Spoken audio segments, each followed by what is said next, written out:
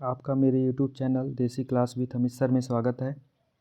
आज कक्षा 10 की जो MCQ सीरीज चल रही है, दूसरा लेक्चर है। आज हम चैप्टर सेकेंड बहुपद में जितने भी MCQs बन सकते हैं जो आपके बोर्ड एग्ज़ाम में इम्पोर्टेंट हैं उन पर चर्चा करेंगे। जैसा कि आपके सामने क्वेश्चन प्रस्तुत हो रहा है। पहला क्वेश्चन, एक घात वाला बहुपद कहलाता है। यहाँ पर ध्यान दीजिएगा, कह रहा है एक घात वाला बहुपद। अब यहाँ पर एक घात वाला बहुपद कहलाता है, क्या वो द्विघात बहुपद कहलाएगा, क्या वो त्रिघात बहुपद, क्या वो रैखिक बहुपद, या फिर इनमें से कोई नहीं। अगर यहाँ पे बात करें तो एक घात, यहाँ पर देखिएगा सबसे पहले बात हो रही है बहुपद की। तो अगर हम बात करें बहुपद, तो बहुपद शब्द का मतलब ये हुआ कि बहुत सारे पद हैं, लेकिन बहुपद में आपके चर भी होंगे और अचर भी होंगे। ध्यान दीजिएगा, तो जब चर और अचर दोनों होंगे तो चर की घात जो होगी उसी को हम कहते हैं बहुपद की घात।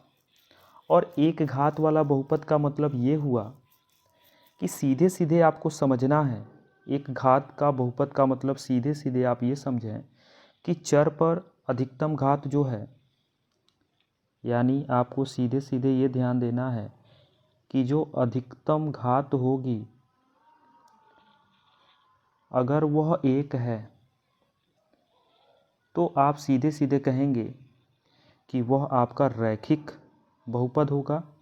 और प्रश्न में भी आपसे एक घात की चर्चा की गई है, तो आपको मैं बता दूं कि एक घात की चर्चा की गई है तो इसका राइट आंसर आपका रैखिक बहुपद होगा। अगर दो घात होता द्विघात बहुपद होता, तीन घात होता तो त्रिघात होता, लेकिन समीकरण नहीं होगा। अब यहाँ समझते हैं समीकरण क्या है, यहीं पे समझ लेते हैं, आगे चल के हमारे लिए आसानी हो जाएगा। अब ध्यान दीजिएगा, समीकरण बात करें समीकरण की,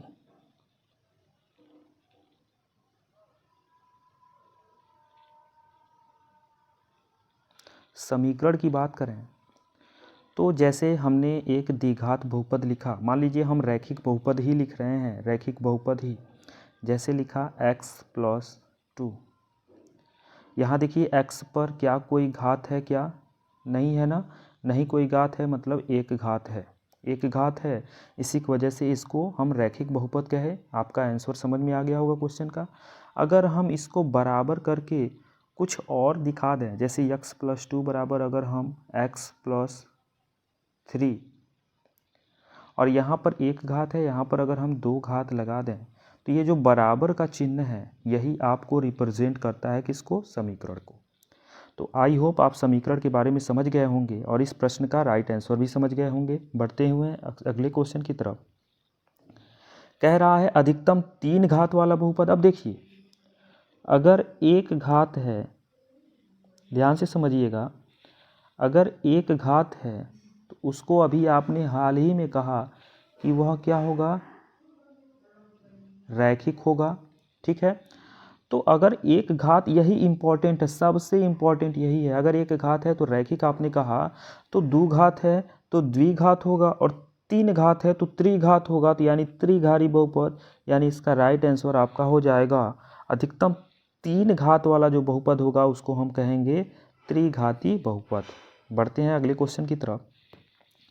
कह रहा है रैखिक बहुपद ax+b का शून्यक। अब देखिए शून्यक क्या होता है, यहाँ पर थोड़ा सा क्वेश्चन में मात्रा जो है गलत लिख दिया है। 100 पर बड़ा ऊ की मात्रा होगा तब जाके शून्यक बनेगा। शून्यक है क्या, किसी भी बहुपद का मान ज्ञात करना है और शून्यक कह रहा है निकालने के लिए, तो बराबर शून्य लिख दीजिए। जैसे आपके पास एक बहुपद दिया गया है ax+b, ax+b = 0 लिख दीजिए, आपको क्या मिल जाएगा, शून्यक। अब यहाँ b को जब दूसरे पक्ष में ले जाएंगे तो ax बराबर b दूसरे पक्ष में जाके क्या हो जाएगा, माइनस का b, और इस आधार पे आप ये कहेंगे कि यक्स ही निकालना, क्योंकि चर का मान ही शून्यक होगा। तो यक्स बराबर आपके पास -b है, और यक्स के साथ देखिए a गुणे में है, दूसरे पक्ष में जाएगा तो बटे में, यानी -b/a हो जाएगा। और राइट आंसर आपका हो जाएगा ऑप्शन सी, यानी -b/a। बढ़ते हैं अगले क्वेश्चन की तरफ। कह रहा है बहुपद 2x की घात 3 plus 5x² minus 10x plus 20 में बहुपद की घात क्या होगी। अब देखिएगा, बहुपद की घात समझते हैं। एक छोटा सा पॉइंट है, बहुपद की घात किसे कहेंगे। तो बहुपद की घात सीधे सीधे चर की अधिकतम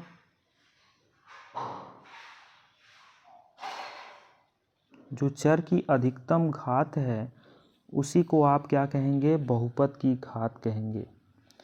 यहाँ पर चर की जो अधिकतम घात है उसी को आप क्या कहेंगे, बहुपद की घात कहेंगे। तो ये बताइए, यहाँ पर जो बहुपद है उसमें चर क्या है, यक्स है, और यक्स पे देखिए अधिकतम घात क्या है, 3 है, 2 है, कुछ नहीं है तो मतलब 1 है, और एक तरफ तो है ही नहीं। तो अधिकतम आपको मिल रहा है 3 मिल रहा है। इस आधार पे ये कह सकते हैं आप कि यहाँ पर इस प्रश्न में जो चर की अधिकतम घात 3 है, तो बहुपद की जो घात होगी वो भी आपकी 3 होगी, यानी इसका राइट आंसर आपका हो जाएगा ऑप्शन बी। बढ़ते हैं अगले क्वेश्चन की तरफ। कह रहा है एक त्रिघात समीकरण, त्रिघात, यहाँ पर एक शब्द आया है त्रिघात समीकरण। अच्छा ये बताइए, आप हिंदी में पढ़े होंगे कि त्रि का मतलब क्या होता है, 3, और जब 3 होता है तो तुरंत ऑप्शन टिक मार दीजिए, आपका आंसर पता चल गया। अगले क्वेश्चन की तरफ। अब यहाँ पर आपसे शून्यक पूछ रहा है, इस क्वेश्चन में थोड़ा सा ध्यान दीजिएगा। कह रहा है x² प्लस 3x प्लस का 2 एक आपके पास बहुपद है, शून्यक पूछ रहा है, मतलब बराबर क्या कर देंगे, 0। अब ये आपके पास द्विघात बहुपद है। कैसा बहुपद है, द्विघात बहुपद। अब देखिएगा, द्विघात बहुपद में हम करते क्या हैं, जो लास्ट वाली वैल्यू होती है, यहाँ जो 2 दिया है उस 2 को तोड़ना होता है, जोड़ने पर आपको 3 लाना है। तो 2 को आप कैसे तोड़ सकते हो, 2 में 1 जोड़ोगे तो 3 आ जाएगा, और गुणा करोगे फिर आप 2 तक पहुँच जाओगे। यानी सीधे सीधे आप ये बात क्लियर हो गए कि आपका जो 3 है, ये जो 3 है वो 2 और 1 में टूटेगा। 2 और 1 में टूटेगा, इसका मतलब ये हो गया सीधे सीधे, जब 2 और 1 में टूटेगा तो आप सीधे सीधे ये कह सकते हैं कि जब 2 और 1 में टूटेगा, यानी एक होगा x प्लस 2 और एक होगा x प्लस 1। और जब इसका शून्यक निकालने जाओगे, आप बराबर करके शून्य लिखोगे, शून्यक निकालने जाओगे तो ये 2 उधर जाके हो जाएगा -2, और ये 1 उधर जाके जाएगा -1, यानी इसका राइट आंसर हो जाएगा -1 -2, यानी लास्ट वाला ऑप्शन। शायद आपको बातें समझ में आई होंगी। अगले क्वेश्चन की तरफ बढ़ते हैं। कह रहा अगला क्वेश्चन, यदि बहुपद px का एक शून्यक -1 है, अगर एक शून्यक -1 है तो गुणनखंड क्या होगा। देखिए बहुत बेहतर प्रश्न है। अगर आपके पास शून्यक दिया है, जैसे इस प्रश्न में शून्यक दे दिया है -1, और आपसे क्या पूछ रहा है, गुणनखंड। अब ध्यान दीजिएगा थोड़ा सा, यहाँ पर मैं थोड़ा बेहतर लिखने की कोशिश कर रहा हूँ। गुणनखंड पूछ रहा है, तो गुणनखंड निकालने के लिए सीधे सीधे क्या करते हैं, ये -1 जो निकला है वो x की रिजल्ट निकला है, यानी x बराबर -1 है। -1 को जब इधर लाएंगे तो ये इधर आके हो जाएगा +1, और बराबर में क्या बचेगा, 0, और बराबर में 0 का मतलब शून्यक, और ये आपका गुणनखंड हो गया, यानी x प्लस 1। इसका राइट आंसर हो जाएगा x प्लस 1। आई होप आपको बातें समझ में आ रही होंगी। बढ़ते हैं अगले क्वेश्चन की तरफ। कह रहा है यदि द्विघात बहुपद के शून्यकों का योग 5 है और गुणनफल 12 है। शून्यकों का योग, दो चीज़ होता है, यहाँ पे मैं छोटा छोटा लिखने का प्रयत्न कर रहा हूँ। दो चीज़ क्या होता है, एक होता है शून्यकों का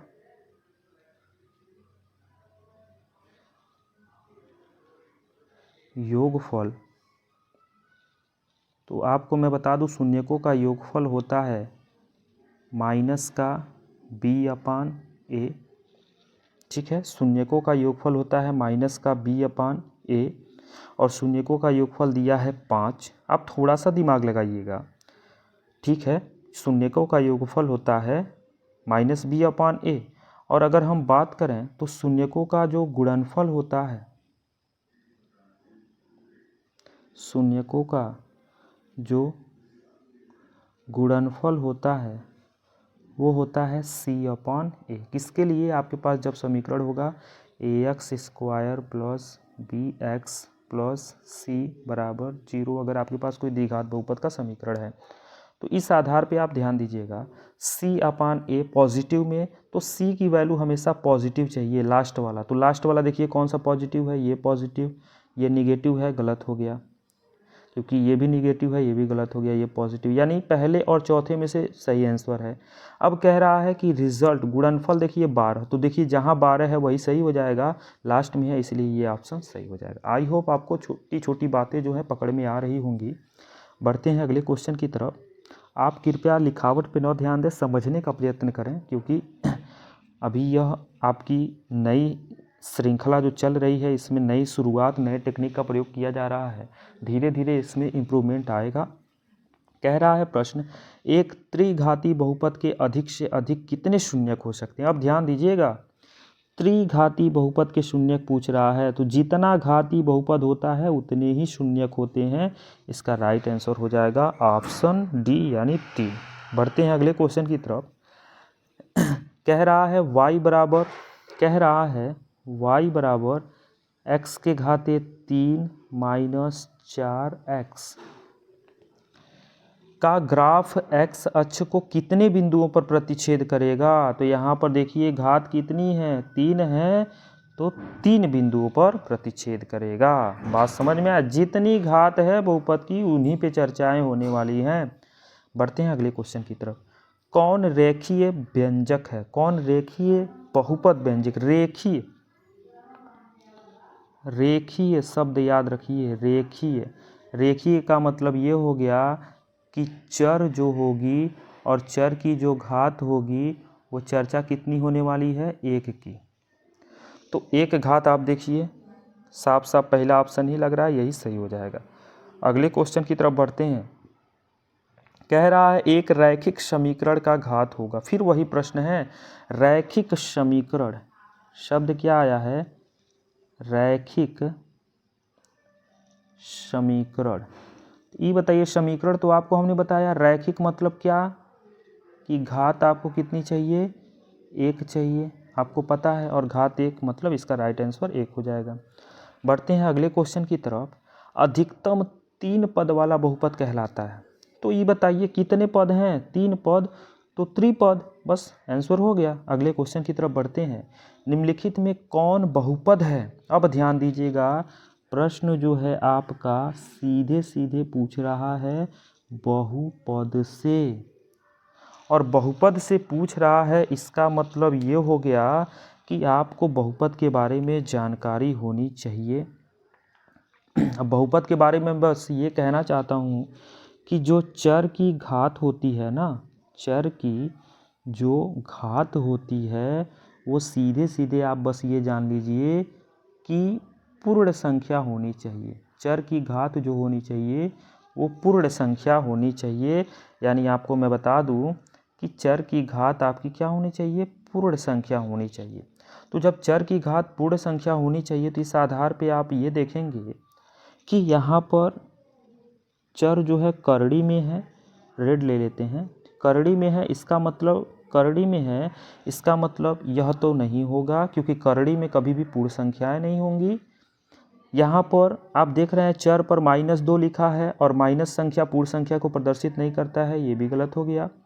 यहाँ पर देखें तो यक्स पे 3 सही है, ये भी सही है, लेकिन जब आगे बढ़ते हैं तो यक्स पर -2 जो है पूर्ण संख्या को प्रदर्शित नहीं करता है। कहने का मतलब ये है कि माइनस चिन्ह किसको प्रदर्शित करता है, तो माइनस चिन्ह जो होता है वो आपका पूर्णांक को प्रदर्शित करता है, न कि पूर्ण को। तो हमको पूर्णांक की चर्चा नहीं करनी है, किसकी चर्चा करनी है, पूर्ण की चर्चा करनी है। इसलिए इसका राइट आंसर हो जाएगा लास्ट ऑप्शन, इनमें से कोई नहीं। बढ़ते हैं अगले क्वेश्चन की तरफ। त्रिघात बहुपद का सबसे व्यापक रूप। अब त्रिघात तो मतलब देखिए 3 घात कहाँ है, क्या इसमें है 3 घात? नहीं, तो ये गलत हो गया। क्या इसमें 3 घात है? अधिकतम घात चाहिए। त्रिघात बहुपद का मतलब ये हुआ कि आपको अधिकतम घात चाहिए। ध्यान दीजिएगा, अधिकतम घात यहाँ पे है नहीं, अधिकतम घात क्योंकि यहाँ पे कितना है, 4 है, यहाँ पर अधिकतम घात कितनी है, 3 है, तो यही आपका राइट आंसर हो जाएगा। बाकी सारा क्या हो जाएगा, गलत हो जाएगा। बढ़ते हैं अगले क्वेश्चन की तरफ। ज़्यादा से ज़्यादा दो घात वाला बहुपद कहलाता है, यानी ज़्यादा से ज़्यादा से मतलब नहीं है, दो घात वाला बहुपद क्या कहलाएगा? द्विघात बहुपद। बस हो गया आंसर। अगला क्वेश्चन देखते हैं। बिना घात के बहुपद, बारी बार पूछा गया ये प्रश्न है। बिना घात के बहुपद को हम कहते हैं रैखिक बहुपद।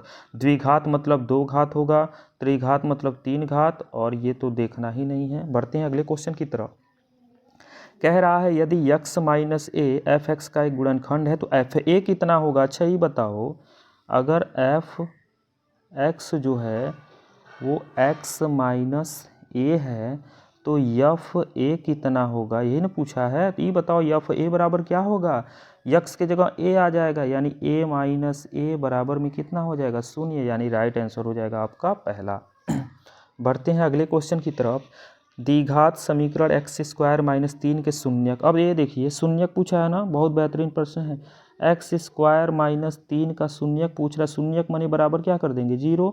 अब ये देखिएगा -3 उधर जाके क्या हो जाएगा? +3 हो जाएगा, और यक्स बराबर स्क्वायर जो है उधर जाके क्या बन जाएगा? करड़ी में 3, और करड़ी में कोई वैल्यू जब लिखते हैं तो वो प्लस में भी और माइनस दोनों में होता है, यानी प्लस कौड़ी 3 भी होगा और माइनस कौड़ी में 3 होगा, दोनों होगा। इस आधार पे आपका बी वाला ऑप्शन सही हो जाएगा। बढ़ते हैं अगले क्वेश्चन की तरफ। कह रहा है बहुपद पी एक्स बराबर यक्स के घाते 3 minus 2x square plus 3x plus 4 है। ये क्या है? क्या ये अचर बहुपद है? तो अचर बहुपद कैंसिल कर दो। अच्छा, अचर बहुपद क्या होता है समझते हैं।